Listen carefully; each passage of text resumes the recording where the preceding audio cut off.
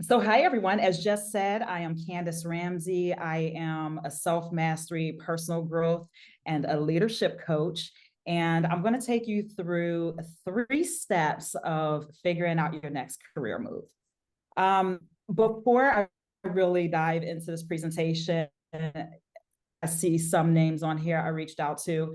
There was somewhere 90 something women who registered for this. And I went on LinkedIn and I reached out to, if not all of you, most of you. And I asked the question, what do you hope to hear about in this presentation? Or what do you want to take away from this presentation? And the reason why I do that is because I can sit here and tell you all what I think you all need to know about figuring out your next career move. But when I give presentations, I really that is targeted to the thing you all want and the thing delivering value to my audience. And so I'm just going to talk about a couple of themes that came out when I reached out to you all for those of you who responded. One of the themes was decision making and filtering choices, right? We know that there's a ton of things out there. And when you're trying to decide what feels right for you, you want a mechanism for being able to filter some of your choices. Another theme that came out was breaking out of a career stasis. This was a big, actually, quite a few of you mentioned this. Balancing practical needs and passion. And so thinking about how you can balance, paying your bills and having a job with benefits, but also doing something that really fulfills you. We're going to touch on this as well. How to go about being an impactful and fulfilling work. We are definitely going to talk about this. Timing a career move. I'm glad that somebody mentioned this because I love talking about timing a career move. Navigating tough job markets. I am going to touch on this, but probably not in the way that you might think. And then frameworks for determining your next career move. So there were 7 key things that came out of me reaching out to all of you, and we are going to touch on basically all 7 of them. So I'm looking forward to it. Let's go ahead and dive in. Oh, I jumped the slide. All right. Me. I'm not going to read this slide all the way through. You all can read this. The one main thing that I want to pull out from this is that I'm a personality junkie. It says it right up there at the top, the third little line down. And so all of my work, my self-mastery work, my career work, my leadership development work, it is all focused on personality. And I have a little fun fact in here because I think that About Me slides shouldn't just be, a regurgitation of my resume. I like to have little fun stuff in here. So if you know anything about any of these tools, my Myers-Briggs is, I'm an ISFP, I'm an Enneagram 9, I'm a high S in my DISC, and my true color is blue. So that might be foreign language to all of you. If you understand any of it, it's just a little fun fact about me. And the other thing that I want to point out on this slide is that I truly believe that everybody has a personal niche. Everybody has that sweet spot of where they thrive. And it took me a long time to find mine. And I felt like nobody should live and work for a lifetime without finding theirs. And so if you read through this slide, you'll see that I was a consultant, a therapist, I'm a veteran. I've done so many different things and I bounced around all over the place before I found my sweet spot. So this is our agenda. This is what was on the Ellevate registration page. So you all know we're going to go through embracing fearlessness. We're going to talk about discovering your identity. And then we're also going to talk about creative career blueprinting. We will send you all into breakout rooms because that's where richness of these roundtables come from, is you all being able to communicate with one another about some of your challenges, insights, lessons learned. And then we'll have time for Q&A at the end before we wrap up. So what does this talk about? So as I'm going through this, I want to launch a poll. Yeah, Apache Fire Rabbit. Oh, if everyone could please mute, that would be fantastic. Oh, I apologize. I really That's apologize. okay. Very curious about what you're talking about now. But I thought it was a question for me. That's fine. All right. So I would love to be able to launch a poll right now. I just would like to know, when was the last time you truly felt fulfilled in your career? And as you all are punching into this poll right here, you're in the right place for this talk if you feel stuck in your career, if your career didn't necessarily turn out as you expected it to when you first jumped into it. You may be very accomplished and have a lot of things on your resume, but you're probably not totally fulfilled. And if you don't know where to start to find what lights you up, you're also in the right place. So we have about 86% of the participants who have responded to the poll so far. All right. And I'll just give it like another second or so because the majority of you have responded. All right. All right. So I'm going to go ahead and end the poll. And it looks like, all right, it hasn't been too long since the most of you have felt fulfilled. 6 to 15 years ago, so pre-COVID is the biggest number, and recently, you know, within the last 1 to 5 years is the second highest number. So that's actually pretty good. The 26% of you that are like fulfilled, what is that? I've never felt fulfilled in my role. So hopefully we're going to be able to go ahead and address how we can get you there. All right. So the first key that I would love to talk about is mastering your emotional resilience. All right. Many of the things that you all said that you wanted to hear about or talk about falls into this first key right here. Emotional and psychological resilience ties into probably most of those 7 concerns. When you think about feeling stuck, when you think about breaking out of career stasis, deciding whether it's the right time to make a career move, so timing your move, fear and doubt are the biggest things that keep people from going to the next level, pursuing their passions, you know, applying for that senior director or that executive role. It usually boils down to a psychological barrier, right?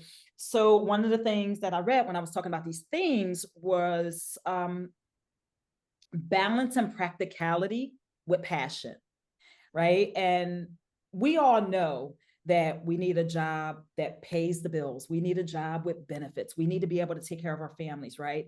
Because one of our biggest, our biggest fear is that we're going to end up living in a box under a bridge or in the backyard of our parents' house. We don't want that, right? But that's a fear. That's something that we have to manage. And that's something that we have to basically understand, how real is this fear of mine, right? The fact that we need to pay our bills, it's a very real fear. But the fact that we'll be living in a cardboard box under a bridge somewhere is probably not so real of a fear. There's always an option. There's always a way of, you know, figuring things out. So really quickly, I'll just tell you a little bit of my story. I am a single parent. I've been divorced for about 16 years. So I've been raising my kids for the last 16 years as a single parent. I knew that I wanted to be an entrepreneur for a very long time, but I was afraid of who's going to pay the bills. I am a single income household.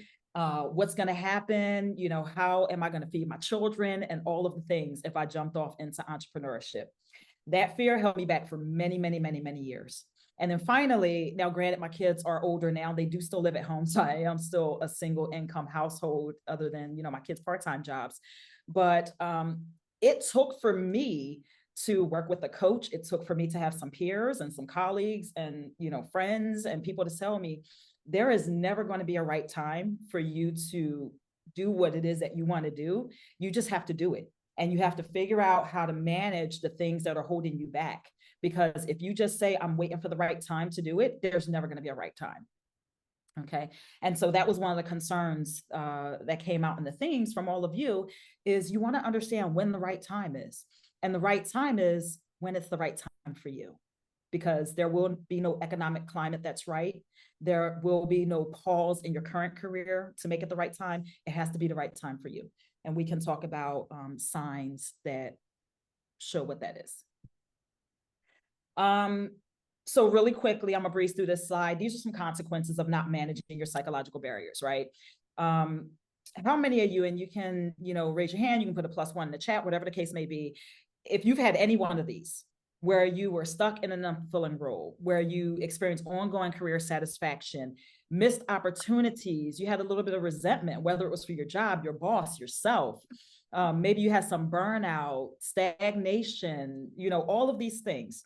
I know I've experienced a couple of them, actually, more than just one.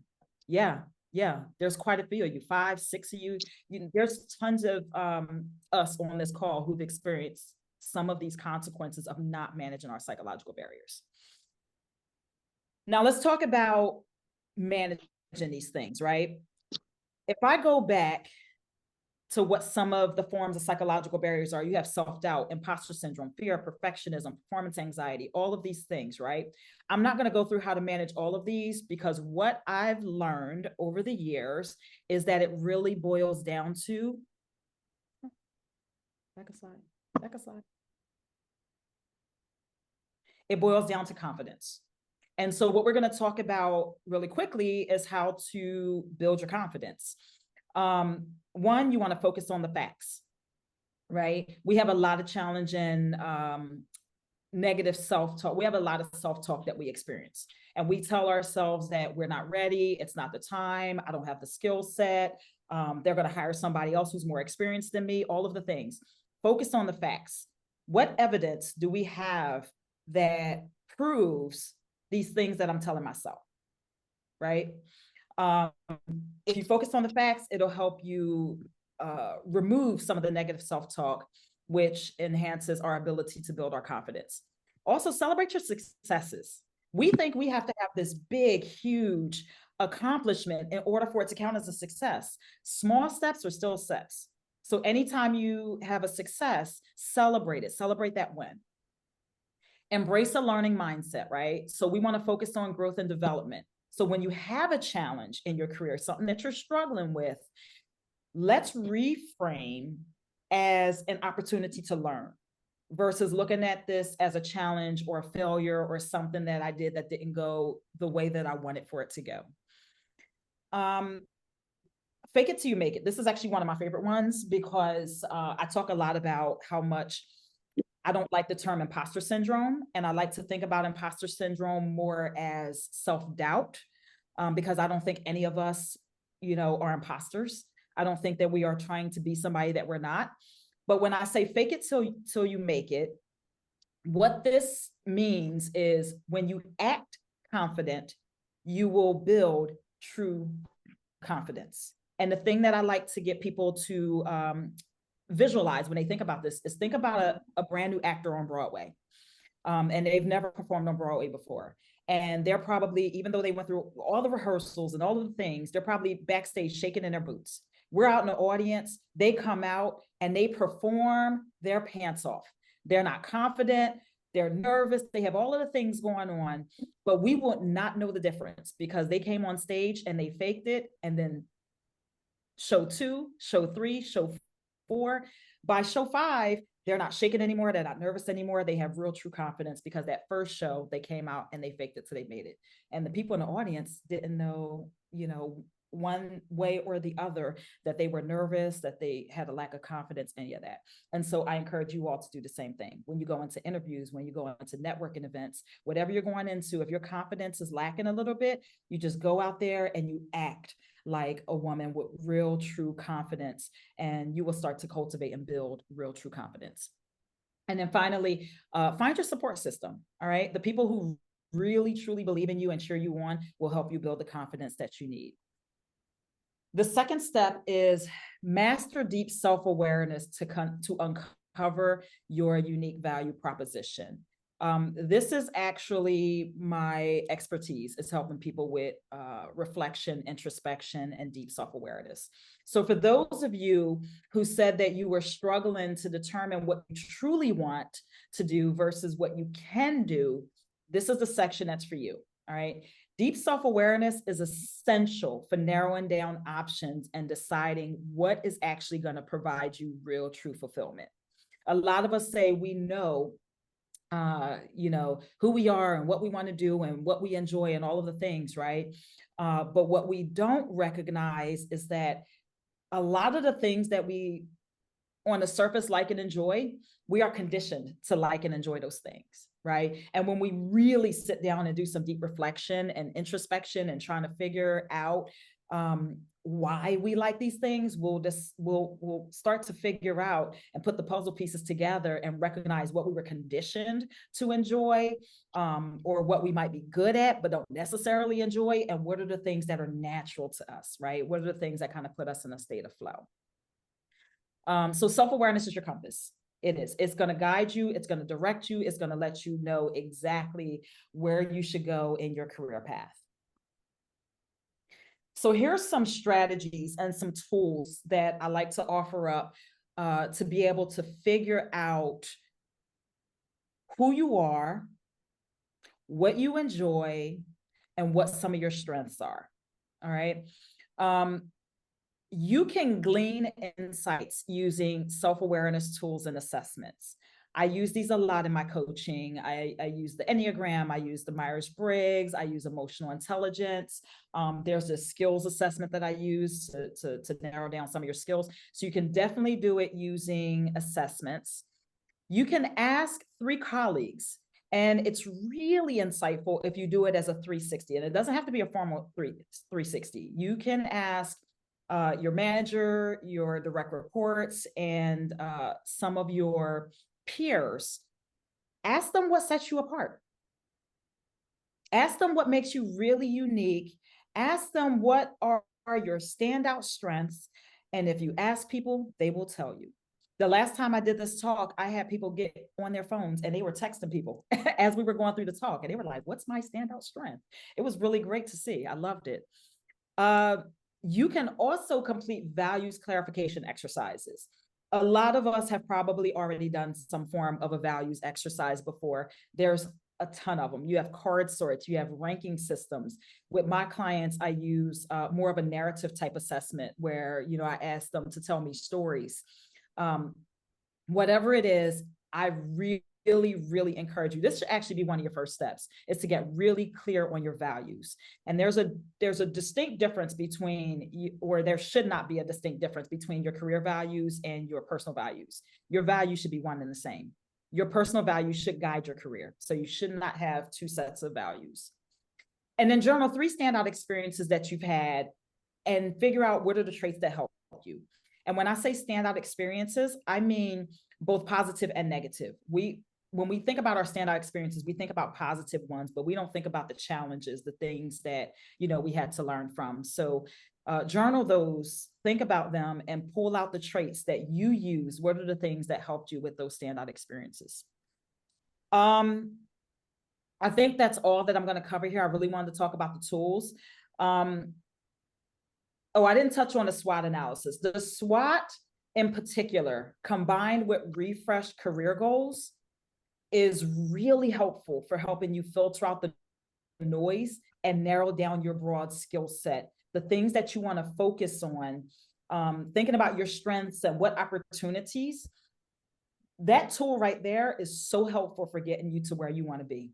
And you can use a SWOT for different opportunities, right? If you're thinking about climbing a career ladder, or if you're thinking about entrepreneurship, do a SWOT for both of those options. And then think about what are your strengths, what are your weaknesses, and how it compares to those different options. This is a great way for filtering out the noise and narrow down options.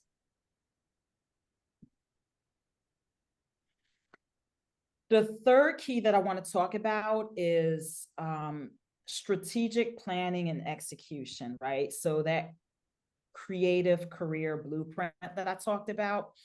One of the responses I received when I reached out to all of you was how to navigate a tough job market. Okay. When you're thinking about navigating a tough job market, you really have to think about your unique value proposition. So going back the last 2 slides, when I talked about discovering what sets you apart and what your standout strengths are, that's going to be really critical when it comes to navigating a tough job market. All right. So you want to strategically research companies and roles where you fit, where your unique value, your unique strengths fit, and where you can make an impact. What I've learned over the last maybe year or two, more so in the last year, AI is really, really great for this, right? When you do a lot of deep self-discovery and you figure out really what your strengths are, what your values are, what your passions are, what you enjoy, all of those things, and you put those things into a form of AI, right? And you say, I'm just going to throw some things out here really quickly. I'm an introspective introvert, people leader. I like companies that are less than 5,000 people, and the leadership values should include integrity and blah, blah, blah, right? You punch all of this stuff, huge description, into AI, and you say, give me a list of 50 companies in the nonprofit sector that, are a fit for me, and it'll pop out in seconds, a whole bunch of companies. And then you can start researching these companies, and you can go to events where some of the leadership in these companies are. You can find people who work at these companies on LinkedIn and reach out to them and talk to them, do informational interviews, all of the stuff. So you really have to be strategic when you are trying to navigate a tough job market, and you have to find a place where you fit, where you can make an impact, and figure out how you can get out there and meet people in person, because online job applications is not the way to go. So talking about getting out there, meeting people in person, building powerful networks is going to be your best friend. It really is going to be your best friend. You have to get out there and you have to meet people. One, let's talk about communicating your personal brand, right? So you just did all of this self-discovery to figure out your unique value proposition. Now you got to get out there and communicate it. You got to get out there and tell people who you are and what you do, right? They're not going to get that from seeing your, I hate to say this because LinkedIn, you should be able to get this from people, but you're not going to get that from viewing somebody's LinkedIn. You actually got to get out there and talk to people and let them see you and be able to communicate your brand to people. And then also, when you are out there meeting people, it helps you be able to negotiate effectively, not just your salary, because that's what we think about when we think about negotiation, but negotiate how you're a fit for their company and for the challenges that they might be experiencing in their company, right? When I talk about strategic career navigation, how about you find a company that you're interested in, and then you find out what some of their challenges are, right? Perhaps you're a marketing leader, and then you read articles, and you're going into LinkedIn and all the other places where the leader, maybe the chief marketing officer might be, and you understand what challenges they might be facing in that organization, and then you tie your unique value proposition to that particular challenge, and you go out there and you negotiate, because maybe a role doesn't exist, but maybe you can create a role, right? Be very strategic. Very strategic. Go out there and say, I'm positioned to uniquely solve this particular challenge for you, and here's why. Okay. And then I have at the bottom here, craft and implement a personalized career development plan. I'm going to talk on, I think, the next slide about finding alignment. And you'll see some of the things that you can have in your career development plan. And I'm sorry I'm talking so fast, but I'm really trying to get you all to breakout rooms. So I'll have time for questions at the end. All right, so practical steps to find alignment, right? First, you want to do a personality audit. We talked about that, the deep self-awareness piece, right? So revisit your core values. Rethink about your strengths and your interests, right? Think about what it is that you want in your next career move. And then do a career goal assessment, right? Relook at your current career goals that you've set, your current aspirations.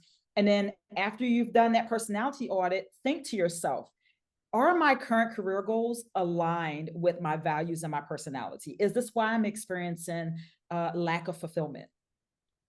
And if it is, then maybe it's time to reset new career goals. And then explore. So research potential roles, research career paths, research, companies, all of the things that truly resonate with you after you've done this level of deep self-discovery and exploration of yourself. And then develop the skills, So if you don't have the skills, if maybe if something's going to set you just above the edge, add this to your career development plan and say, I want to get an apprenticeship, or I want to take this course, or whatever the case may be, to develop the skills that you need, and then network. I cannot talk enough about networking. Your network is your net worth. It truly, truly, truly is. 90% of the jobs, 85%, 90% of the jobs are in the hidden job market. They're not posted on LinkedIn. They're not posted on Indeed. They are through people that is within your network. So it's very important. And then one last thing I'm going to talk about before we send you off into breakout rooms is I want to talk about the importance of using decision-making tools, because one of the things that came out when I reached out to all of you was how to make decisions about a career that's right, how to filter some of the choices, right? There's a ton of tools. One of them I talked about already, the SWOT. There's another one, and I don't know how many of you have heard of your Ikigai, right? Ikigai is from Japan, and it is basically the Japanese key to happiness and fulfillment. And basically what your Ikigai is, if you think about like a Venn diagram, it talks about what you love, what you're good at, what the world needs, and what you can be paid for. And at the center of those four factors is your Ikigai. And then another decision-making tool that you all can use is this thing called 6 thinking hats. And you can Google this if you've never heard of it. But when you are faced with a decision, you're going to put on a different hat to view your challenge or your decision from a different perspective. Okay. And so, you'll metaphorically put on the blue hat if you want to be analytic when it comes to decision. And then you'll take that blue hat off and you'll metaphorically put on the red hat if you want to be a little bit more creative in your decision. And so it gets you to step outside of yourself and view some of your options and your choices from a different perspective. But how was that? Who has any takeaways or something from your breakouts or something from the presentation? Anything at all that you'd like to share for the big group? Bonnie, go ahead. This is Bonnie. Candice, thank you so much. I feel like this was really helpful and informational, and I appreciate all the work you put into the beginning, as opposed to just putting us in groups to chat. So I felt like you gave us some incredible tools, and just want to say thank you. And we discussed that in our little group. Thank you for that. I appreciate that. Stephanie.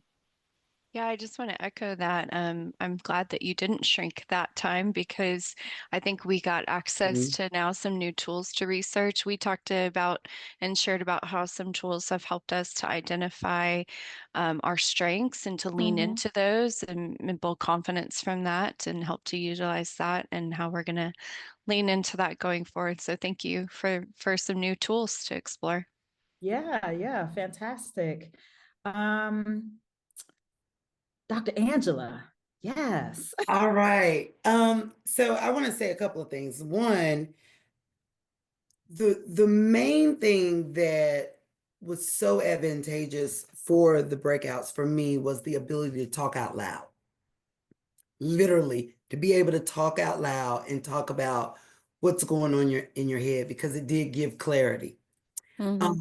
Number two, I think a very interesting topic. So Ellevate Network, listen carefully to what I'm about to say. A very interesting topic came out of our breakout, which is, what do you do when you're in your mature years?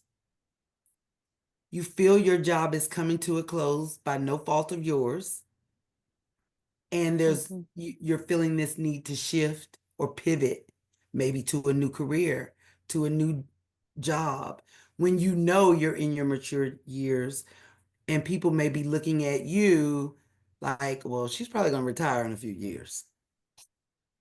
Because people do make that assumption, even though, you may be thinking, oh, I'm going to work for like 20 more years. So how do you handle that and navigate that? I think that's a very interesting topic that came up out of our breakup. But yes, Candice, thank you very much for the information. I'm glad you didn't shorten it. I just wish maybe we would have made this a little longer, maybe an hour and a half, right? Because there's such a wealth of information that you've shared. I've got a lot of notes, things I need to research. So I appreciate that. Plus, I have a daughter and a sister named Candice. So Okay. you have a special place in my heart just from your name. Yes, I love it. Let me ask a question, because I love that you posed that question about women later in their career, in their older years. And my question back to you is, is it about managing the people around you who have thoughts and opinions on what you should be doing with your career? Because then I'm going to go into my whole self-mastery spiel of, and I still got working years ahead of I'm me. glad you said that. I am so glad you said that, because I was speaking for one of my breakout room people. So I want to give Sheila the opportunity to speak on that and to answer that, because that's kind of my attitude too. But I know it's a real question for people. It is So a real I'll shut up concern. Absolutely. Yeah. and let Sheila. I see Sheila's got her hand raised. She was the Yeah, one. she does. I'll get to her that. in a minute. I'm gonna try to get as many questions as I can before we wrap up, because I'm actually in a co-working space and somebody at 1 o'clock is waiting for this room. Stephanie, go.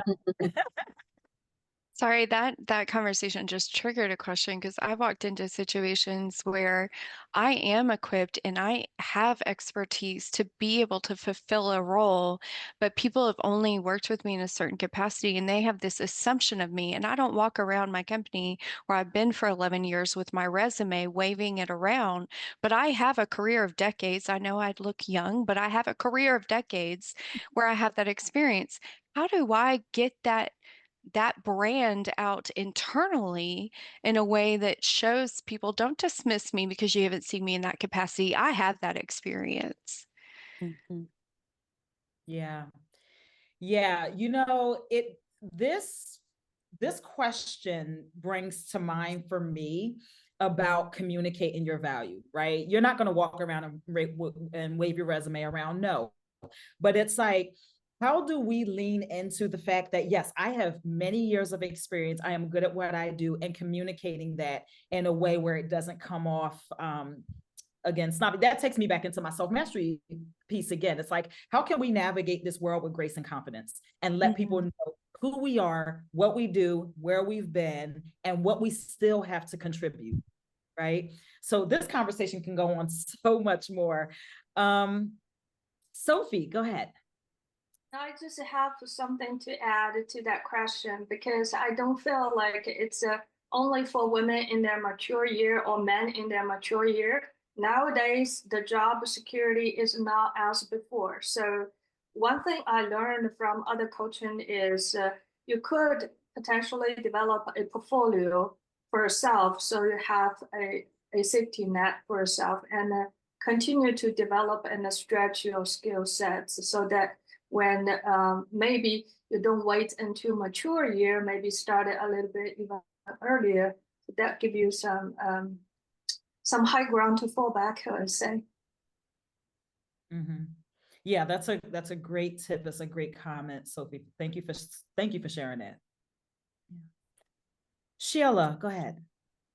So thank you, Dr. Angela, for asking the question on my behalf. And to answer your question, Candice, I think it's like, if I have the opportunity to get an interview, I can certainly focus and highlight on the fact that, these are my strengths, and, to alleviate any concerns that they may think in the back of their head, like, oh, this person may not be here for a while. They may be retiring soon. But it's just getting to that point of getting the interview. When they look at your resume, they can see, and I noted, I've taken off dates and taken off some things, so it's not as obvious.